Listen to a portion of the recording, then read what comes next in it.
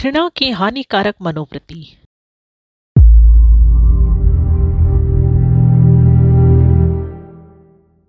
सहयोग का मूल प्रेम की भावना है।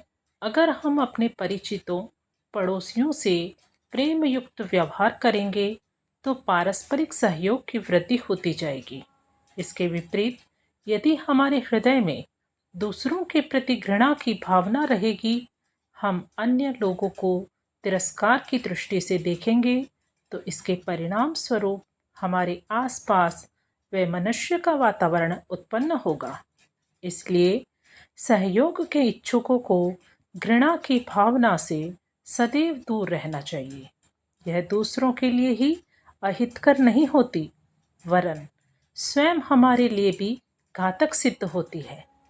घृणा की मनोवृत्ति किसी विशेष विचार को हमारे मस्तिष्क में बैठा देती है।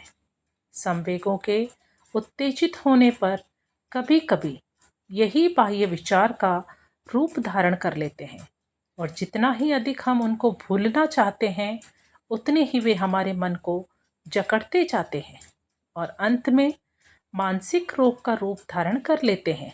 हमारा मन अचेतन अवस्था में जिस किसी विचार को मस्तिष्क में स्थान देता है, वही विचार कुछ समय के पश्चात हमारी विशेष प्रकार की मनोवृत्तियों में परिणत हो कार्यक्रम में प्रदर्शित होने लगता है।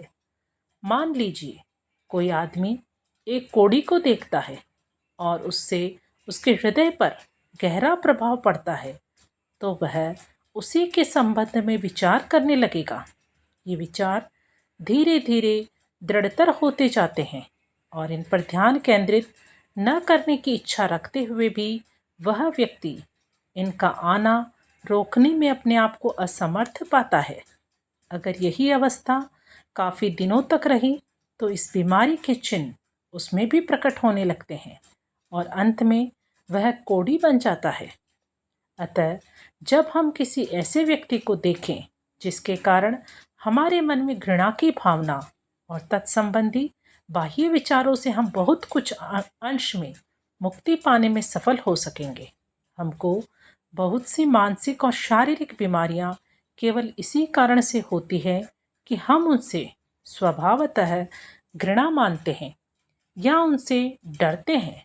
अगर कोई व्यक्ति किसी कुरूप व्यक्ति को सदा घृणा की दृष्टि से देखता है, तो वह प्रत्यक्ष में तो उससे बचने की चेष्टा करता है, किंतु कभी कभी जब घृणा की भावना बलवती होती है तो वह स्वप्न में ही उस व्यक्ति को देखने लगता है। यह सब इसलिए होता है कि घृणा का भाव एक प्रकार से आत्मनिर्देश से प्रभावित हो। हम घृणित गुणों को अपने आप में ही चरितार्थ करने लग जाते हैं। अगर हम चाहे तो दूसरे लोगों की शक्तियों को निर्लिप्त भाव से देख सकते हैं।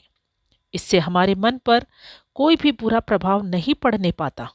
लेकिन जैसे ही हम किसी के दुर्गुणों पर संवेगात्मक रूप से विचार करने लग जाते हैं, हमारे विचार अपना बुरा प्रभाव हमारे मन पर डालना आरंभ कर देते हैं।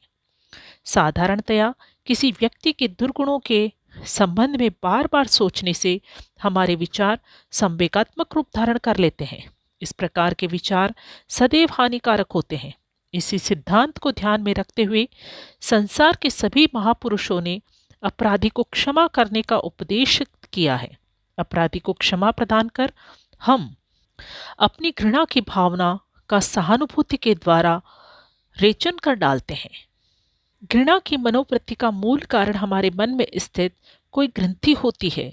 हमें इस ग्रंथि को पहचान कर सुलझाने की कोशिश करनी चाहिए। ग्रंथि के सुलझाते ही हमारी घृणा की मनोवृत्ति भी अपने आप नष्ट हो जाएगी। साधारणतः हम अपनी बुराइयों को स्वीकार नहीं करना चाहते, किंतु आध्यात्मिक नियम के अनुसार हमें एक न एक दिन अपनी बुराइयों को स्वीकार करने के लिए बाध्य होना पड़ता है। हमारी प्रकृति धीरे धीरे हमें आत्मस्वीकृति की ओर ले जाना आरंभ करती है। पहले हम अपने दुर्गुणों को दूसरे में देखने लगते हैं और धीरे धीरे उन पर विचार करते करते स्वयं उनके शिकार बन जाते हैं। वास्तव में दुर्गुण कहीं बाहर से नहीं आते, वे पहले से ही हमारे भीतर मौजूद रहते हैं। हम ही उनकी उपस्थिति स्वीकार नहीं करते। अतः प्रकृति टेढ़े मेढ़े रास्ते से उनकी आत्मस्वीकृति कराती है। अगर प्रारंभ में ही हम उन दुर्गुणों को मान लें तो उनसे छुटकारा पाया जा सकता है, किंतु जब प्रकृति जबरदस्ती इन्हें स्वीकार कराती है तो वे हमें पकड़ लेते हैं। फिर इनसे छुटकारा पाना उतना सरल नहीं होता। हमारे विचारों का दूसरे पर उसी समय प्रभाव पड़ता है, क्योंकि उसकी मानसिक स्थिति इन विचारों को ग्रहण करने योग्य होती है। यही बात हमारे स्वयं के विचारों के संबंध में भी सत्य है। हमारे मन में अच्छे बुरे जैसे भी विचार उठते हैं, सबकी पृष्ठभूमि हमारे अंदर होती है। किसी व्यक्ति के संबंध में बुरे विचारों का कारण भी हमारे अंदर होता है। वास्तव में अज्ञात रूप से दुर्गुण हम ही में उपस्थित रहते हैं, किंतु प्रकाशन का उचित मार्ग न पा उनका दमन होने लगता है और समय पाकर वे दूसरों की नुक्ताचीनी की आदत के रूप में फूट पड़ते हैं। यही हाल दूसरों के प्रति हमारी श्रद्धा के भाव का है। वास्तव में हमारे मन ही मन इन श्रद्धा के योग्य गुणों की पृष्ठभूमि रहती है। हमारा मन उन्हीं सद्गुणों को ग्रहण करने की योग्यता रखता है, इसलिए वह इन गुणों का सम्मान करने को हमको प्रेरित करता है। उदार चित्त मनुष्य के विचार सदा उदार हैं। इस प्रकार के मनुष्य दूसरों में सदा भलाई देखते हैं, उनकी नज़र किसी भी बुराई पर नहीं पड़ती।